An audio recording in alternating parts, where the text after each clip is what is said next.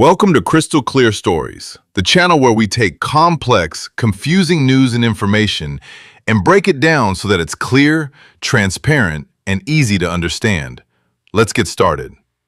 Poisonous derivatives. Imagine a world of financial transactions that are barely worth the paper they are written on. Picture contracts passing from hand to hand that resemble confetti more than anything legal or substantive. That is the world of derivatives. Their value is supposed to be based on something real like stocks, bonds, commodities, or currencies. Derivative players use them to insure, to speculate, or to join a market at minimum cost. They trade on exchanges or arrange over-the-counter deals. Some say the global derivatives market is worth $12 trillion. Some say $20 trillion. Those numbers don't worry me.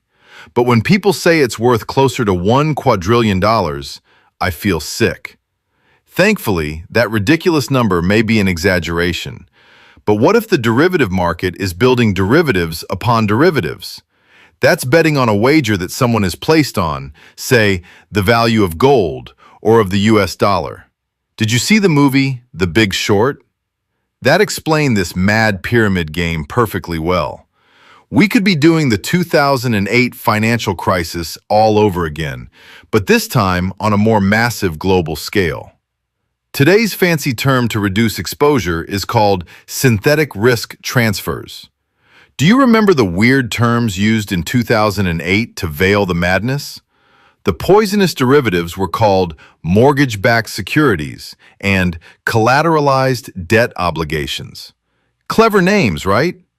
I think we can tell what game they are playing, words designed to deceive.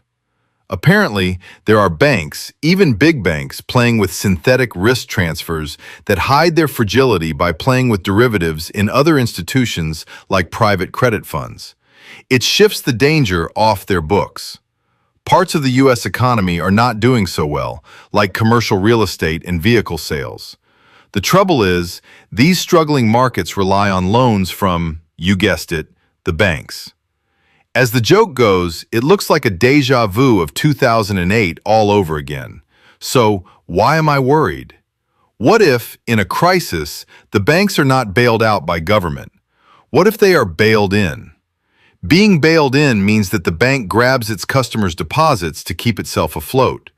In return, the customer is left with valueless shares in a failing bank. Nice? Not really. Think it couldn't happen? Check out the Bank of Cyprus crisis on the 25th of March, 2013. The following year, during the G20 international meeting in Brisbane, Australia, a framework was agreed upon allowing banks to be rescued by their creditors and shareholders.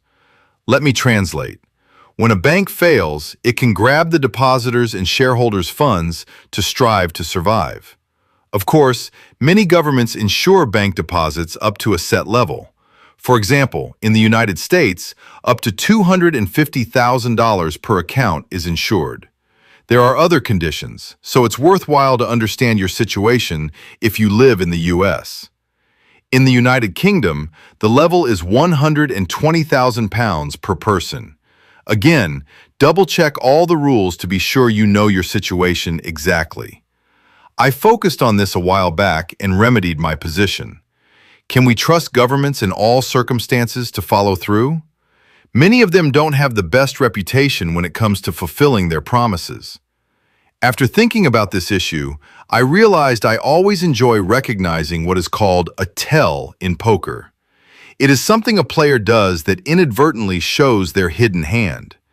The G20 meeting in Brisbane in 2014 called the bail-in framework the adequacy of loss-absorbing capacity of global systemically important banks.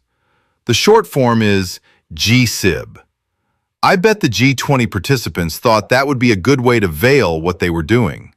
Unfortunately for them, we know their tells. If this video was helpful and brought you some clarity, a like and a subscription are the best ways to stay informed with us through 2026. Remember, we do not give financial advice. Our stories are solely to provide information and entertainment. Leave a comment below if you want us to address a particular issue of interest.